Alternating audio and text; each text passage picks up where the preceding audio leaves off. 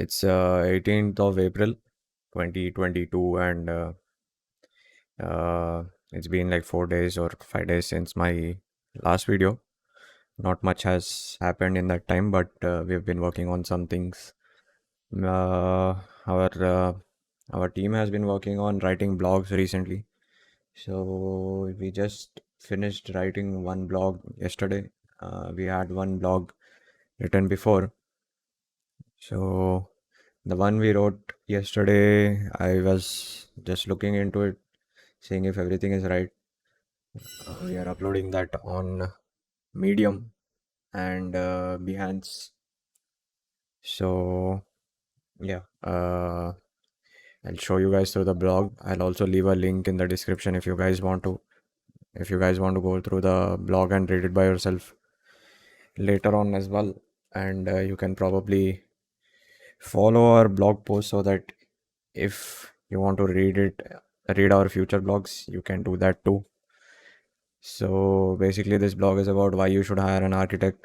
Not many people are aware why they need to hire an architect for a certain type of work that they have.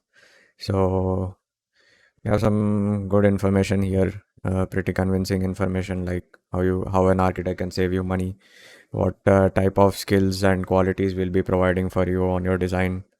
So we have a decent blog written. If you guys are interested, you can go click the Medium link from my description and read the blog, give us a follow. So this blog is still a draft.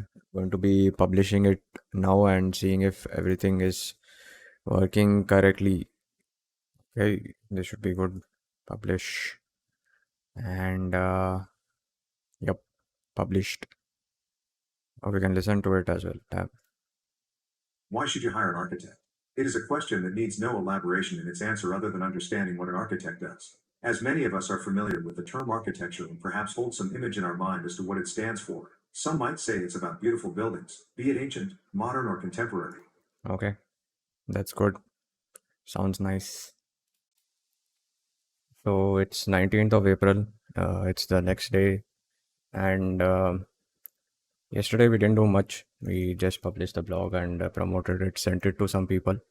Uh, Later through the day, one of my friend, he has a 4 bedroom apartment which his family recently acquired. So he was saying if I can make the interior for it. So I am going to be working on that. I can show you the plan that we got. So this is the apartment. This is their apartment. It's a 4 bedroom apartment. It's on the 16th floor. It's located in Hyderabad. It's it's 2660 SFT. I'm going to be making the 3D model of this, and once the block model is done, I'll start working on the interiors, start making mood boards and seeing what type of design my friend is liking, and based on that, I'll start working on a custom design. So generally, that is my workflow. I take the plan, I make a 3D model, I find out some reference images from the internet and show them to my friend, ask them what they're liking so that I get an understanding about how they want me to design it and what are their interests, what they like and dislike. So based on that, I create a custom design using bits and pieces from the reference images that I got. So yeah, I'll be working on the 3D model of this, and yeah, once the model is done, I'll show you guys how it looks like. Once we have got our plans ready and you speak to the owners, they give you an idea about what they like and what they dislike.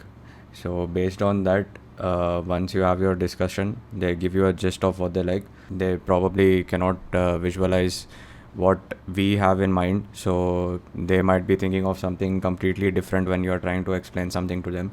So, there is a high possibility that both of you yourself and the client might not get the same understanding or same vision about how you are explaining the space is going to be. So you have to understand that the client may not be able to visualize what you are exactly visualizing. So once they give you a gist about what they like and dislike, you what I like to do is I generally like to create a mood board like this. So this software is called ProRef. Uh, yeah, Pure Ref. Sorry.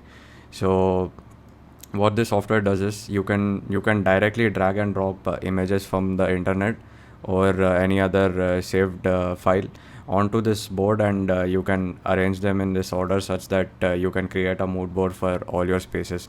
So basically, since this is a 4 bedroom apartment, and obviously we have our living, dining and kitchen and bathrooms and stuff, so I've created some panels based on what the client told me. They told that they like something more towards the simpler side and something more minimal with lighter shades.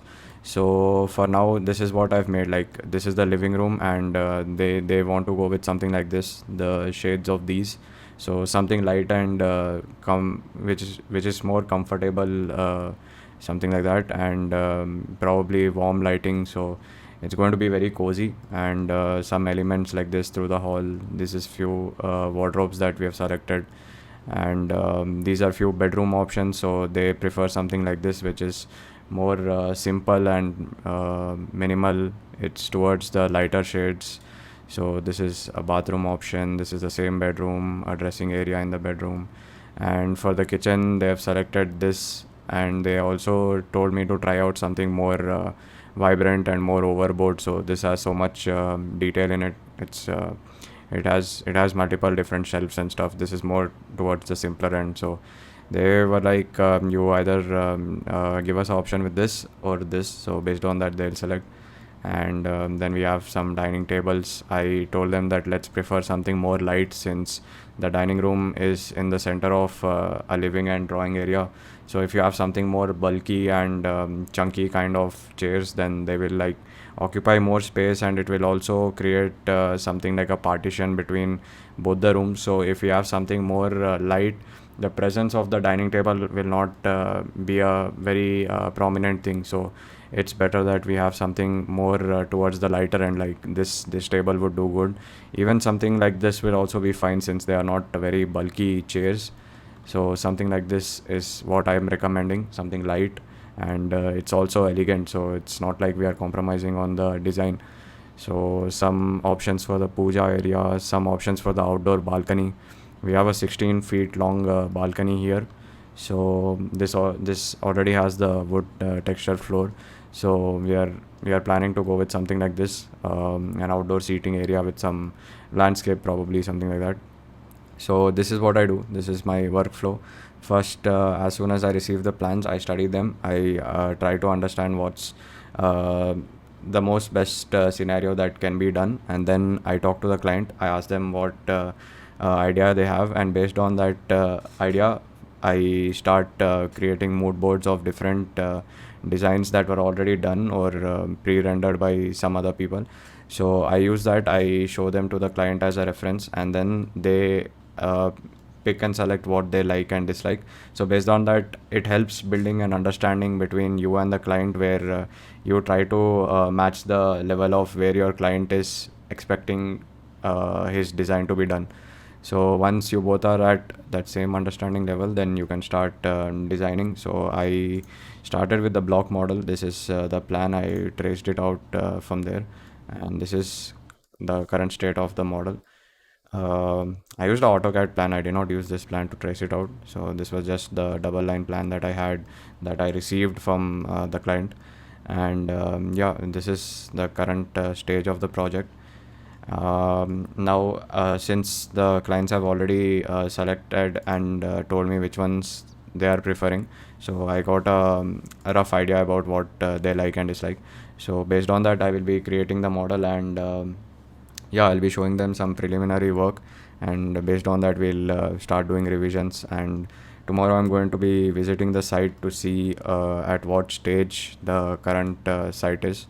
So that also plays an important role about what kind of design can be done, because probably in apartments like this, they already do the flooring, so you can't really change that.